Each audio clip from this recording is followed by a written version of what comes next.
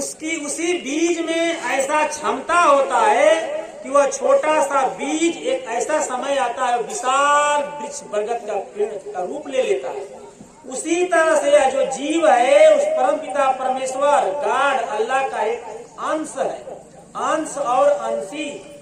तो ये जो जीव अंश है इसके अंदर भी क्षमता, बहुत बड़ी क्षमता भरा हुआ है, लेकिन यह जीव जो है अपनी क्षमता का दुरुपयोग करता रहता है अपने जीवन में। इसीलिए जो है जीव जो है वह महान जो लक्ष्य होता है, लक्ष्य को प्राप्त करने से वंचित हो जाता है। लेकिन जो लोग सावधान होकर के उस अपने अंदर समाई हुई शक्ति को पहचान लेते हैं, जान जाते हैं कि हम परम पिता परमेश्वर के अंश हैं। ईश्वर अंश जीव अविनाशी, इस जीवात्मा को अविनाशी कहा जाता है, न इसका जन्म होता है न मृत्यु होता है। हम जो है भगवान की माया की वजह से समझते हैं कि हमारा जन्म हो रहा है, मरण हो रहा है, लेकिन जीव तो सदा से ही है। यह शरीर जो है केवल रूपांतरित हो जाती है, एक शरीर से दूसरी शरीर में चला जाता है। जीव तो वही है, सनातन है। जैसे परमात्मा जो है अनंत काल से चले आ रहे हैं, उसी तरह से जीव भी अनंत काल से चला आ रहा है। इस जीव के अंदर भी अनंत शक्ति समाई हुई है, भरा हुआ है। यह जीव जैसे हमने बताया कि ये छोटा सा एक बीज जो है बरगद का, जैसे विशाल रूप एक दिन ले लेता है, उसी तरह से यह जीव भी अपनी शक्ति को यदि पहचान ले तो वह भी जो है एक बहुत बड़े महान लक्ष्य को एक दिन प्राप्त कर सकता है। क्योंकि ये भगवान का, परमपिता परमेश्वर का यह जीव जो है अंश है, और वह परमपिता जो परमेश्वर है सब में वही एक। जैसे आकाश एक है, चाहे कोई किसी भी धर्म का हो, उसके लिए आकाश एक ही है, धरती एक ही है, वह हवा एक ही है, वह जल एक ही है। इस तरह से ये अनंत भगवान की सृष्टि में जो कुछ भी है, भगवान की सृष्टि में वो अनंत भगवान का सब कुछ अनंत है। उसमें हम सब मानव हैं, लेकिन हम लोगों ने आपस में लड़ बैठते हैं कि ये मुस्लिम है, हम हिंदू हैं, ये सिख हैं, ये ईसाई हैं, ये शैव है, ये वैष्णव है, ये शाक्त है। अपने में जो है हम ना समझी के कारण जो है सोना ऐसन तनवा के अगिया जरावे ए भाई हो, केहू कुछ लेके नहीं जाई ए भाई हो, केहू कुछ लेके नहीं जाई, केहू कुछ लेके नहीं जाई ए भाई हो, केहू कुछ लेके नहीं जाई। सोना ऐसन तनवा के अगिया जरावे जरत राख होई जाला ए भाई हो, केहू कुछ लेके नहीं जाला ए भाई हो, केहू कुछ लेके नहीं जाला।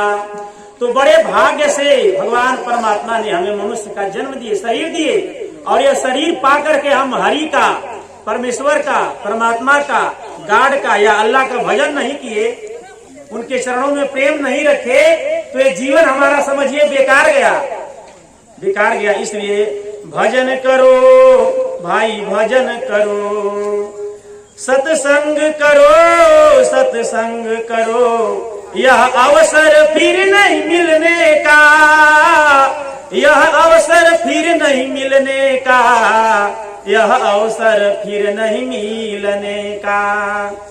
भजन करो भाई, भजन करो किसी तरह से, त करिला राम नाम गुण गनवा मनवा कौनो बहनवा ना, त करिला राम नाम गुण गनवा मनवा कौनो बहनवा ना,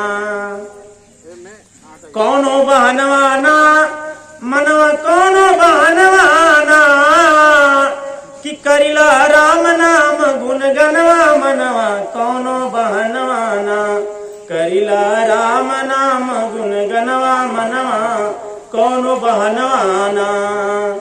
तो जब तक भगवान के चरणों में हमारी प्रीति नहीं होगी तब तक हमारी समस्याओं का निदान होने वाला नहीं है। हम आपस में भाईचारा लाएं, हम सभी आपस में एक परिवार के हैं, पूरा जो संसार है वह यह एक परिवार है, वसुधैव कुटुंबकम। हम आपस में भाई भाई हैं। परमात्मा के द्वारा हम लोग वितरित नहीं है, अलग अलग नहीं है, हम सब एक ही परमात्मा की संतान है। इस बात को हमें गहराई से समझना चाहिए। तो हम सबको जीने, खाने, पीने, ये सब जो है हमें अपने भाईचारा के साथ जो है हमें मिल करके आगे की ओर बढ़ना चाहिए, अपने देश की उन्नति करना चाहिए। हम देश में यदि इस तरह से यदि बट जाएंगे तो हमारा देश उन्नति कैसे करेगा। अपने देश की भी उन्नति के लिए हमें मिलजुल करके एक मंच पर आना होगा, नहीं तो हम अलग अलग रहेंगे। 100 की लाठी एक के लिए जो है बहुत बड़ा बोझ हो जाएगा। इसलिए हम जो है संगठित हों और भाईचारा जो है हमारे अंदर आए, तभी जो है हम जो है मिलजुल करके बड़े से बड़े कार्य कर सकते हैं। बोलिए सियावर रामचंद्र की जय। श्रीमन नारायण नारायण नारायण, श्रीमन नारायण नारायण नारायण। सुबह की वह फूल जैसे मुरझा जाता है, यह व्यक्ति भी मुरझा जाता है। इसलिए physical beauty is not better than spiritual beauty. इसलिए हमें हरि भजन, भगवान का भजन जरूर एक घड़ी आधो घड़ी आधो में पुनियाद, तुलसी संगत साध की कटे कोटि अपराध। तो सत्संगत की बहुत बड़ी महिमा है। बिनु सत्संग विवेक न होई, बिनु सत्संग विवेक न होई, राम कृपा बिनु सुलभ न सोई।